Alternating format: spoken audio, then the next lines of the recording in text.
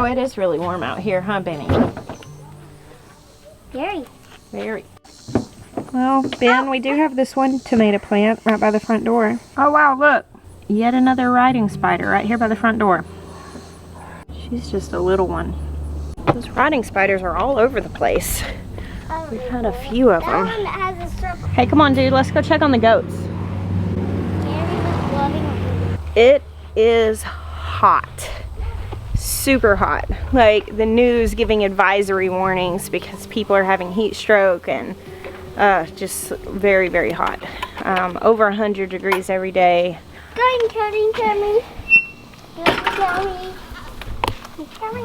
Oh, girl. Yeah, she's so pregnant. Say, hey, Clover. Hey, Clover. You can't catch me, Clover. She can't catch you? I don't know that she wants to catch you, man. You can't pass me. Ben is going and trying to feel the ligaments of all of the goats. What do you think? Does she feel pregnant? Hey, Toby. You wanna come work out with us? What are you doing, Toby? What do you think? Look at her. Yeah.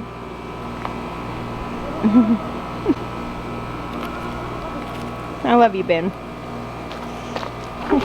Not knowing which goats are pregnant is driving me nuts. Normally we know these things. Of course, we accidentally left a buck in here too long. He was definitely old enough to get the job done, and I am certain that Clover is pregnant based on her udder development.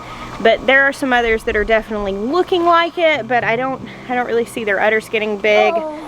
So I just don't know. He left here on May 15th. So more or less, if we are going to have baby goats, it will be by the middle of October. If they haven't kidded by then they shouldn't kid. So yeah, we'll just wait and see at this point.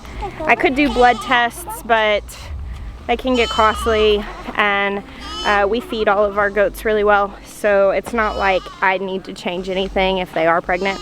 Like I said, I feel very certain of Clover here, very possible with Anna, and then there are a couple of the other girls that I have strong suspicions that they are. I am not complaining. I'm actually pretty excited. The fall garden is significantly less maintenance than the spring and summer garden. I'm growing lots of root vegetables and green leafy things. There's not a lot of pruning required and staking, and the work of the spring garden, it just doesn't really exist in the fall. So I'm actually looking forward to having the goats and milk for fall, because I feel like I'm gonna have more time to milk and then do stuff with the milk. So I ended up drying my goats off a little early this year because we were just really busy with all the traveling we were doing, and I was really bummed about it. So these little surprise goat kids are a nice surprise that I'm happy to have. And while I do not condone being careless and allowing accidental breeding to happen, because things can go wrong, in this particular situation, the goat that was in here, he actually wasn't related to any of the girls that I am suspecting, and he was not like a larger breed. It basically, things can go wrong. I mean, you don't want to be careless. You don't want to allow your animals to get pregnant without planning on it. But in this particular situation, all of the ones that I suspect to be bred were the ones that we skipped this last year. So none of them were ones that kidded, and I think that's why they were all open. All the other ones had just had babies, and so they were not showing any interest in that little buckling. So it worked out okay for us. We'll be more careful next time, and we'll know better. But this time I'm thankful that it worked out. What are you doing? I'm trying to get them over here. You're trying to give the goats flowers? Yeah, I can't reach them. How'd you learn that the goats like flowers? Because when what's that girl's name? Aunt Sarah? Aunt Sarah? No, the other Sarah with Lyndon. Several asked if we can pick flowers, and we said yes, and we picked flowers to see if the goats like flowers, and then they ate them. Oh, so you figured out that the goats like flowers. That's nice. You know, I think that if you just bend it down, they'll take it from you. You got it? A little farm boy picking flowers for the goats. Oh, Miriam, don't knock him down. Look, I think if you bend it around, she'll get to it. Oh, look, Clover got it. See? Guys. Wow, you aren't joking. They really do like these. Guys! Do you need help to get down? Are you good? I'm good. You're good? Okay. We got my flower. I do wonder sometimes how many times in my life of raising 5 sons that I will say, be careful, please don't get hurt. Hey Ben, be careful, please don't get hurt. Add one more tally mark to the list. You shaking the flowers down for him? You're right, they do like them. Bridget's eating the smallies.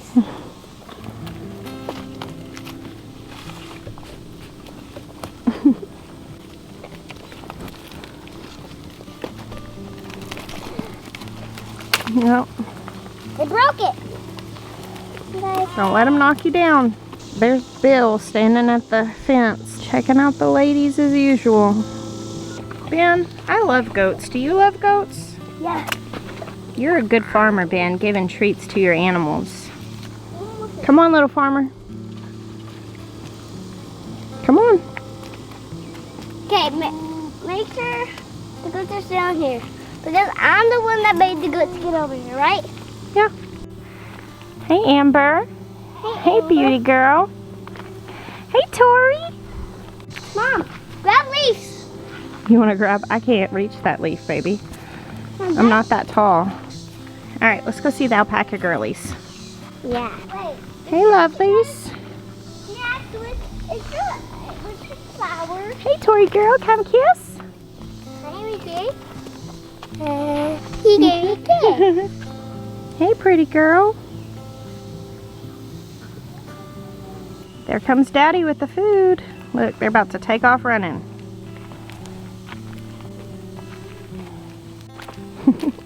Peekaboo's like, hey Marley, I'm just going to use you as a footrest here. Some of them are really starting to get their coats filled back in. Like you can't even really see Peekaboo's like shearing mark. She's starting to get a lot fluffier. Is that right, girly? Is that right? Big-eyed girl. Look at these pretty girls. Have you noticed how fluffy some of them are starting to look? Like, look at Peek. Yeah. And, I mean, some of them you can hardly see their shearing lines anymore. Yeah. I noticed that with the boys, too. Dad. Hey, pretty girls. They're waiting for their dinner. Isn't Amber beautiful?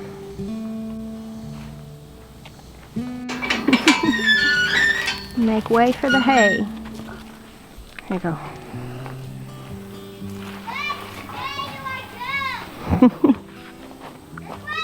This way. Lefty loosey, righty tighty. To the left. Remember the left? Your hand that makes an L when you hold it up. Did you get it? Good job. What do you have there? The nest for the stuff, and this is for the setup, the shelter for the humans. It's a shelter for what? The humans. Oh, a human shelter and a nest. Okay.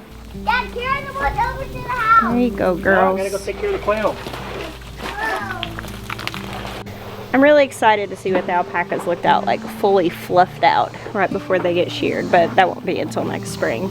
We got them from a family in Ohio, so they didn't get sheared until like early May there, but we'll probably shear a month or so earlier than that here because obviously it gets warmer earlier. We sure are cuties. Huh, Benny? This time of year is so weird for me because, you know, doing the fall garden and stuff, there's so much preparation for the cool weather that's coming, and of course school's starting back, and you know, we're just gearing into fall, but it's still very much summer. And you know, I find myself like looking at my fall clothes in the closet and thinking, oh, I'll just wear that. And I'm like, oh wait, no, it's 105 degrees outside. I won't wear that.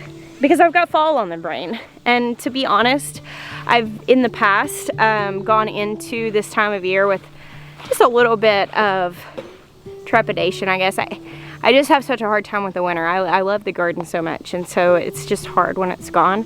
But I think I have more anticipation for fall this year than I ever have before. I think the gardening year just being as rough as it was, I'm ready for fall. I think it's gonna be a nice change of pace. Hey, check this out. A little tomato plant up here by the other greenhouse that never got planted. Obviously it got broken off, but a little sucker grew off of it. It's over here with all of these empty pots and overgrown stuff. And it's perfectly healthy. What a perfect addition for my fall garden. I might have fall tomatoes after all. That's really sweet. So, how's the well going? It's doing a lot better now. So Ben Turn installed the filtration system, and it like cut the pressure down like 2/3. I mean, it was taking, I'm not exaggerating, like 10 minutes to fill up the goat water. I mean, I was super depressed. I was like, this sucks, because we really needed it to be cleaned.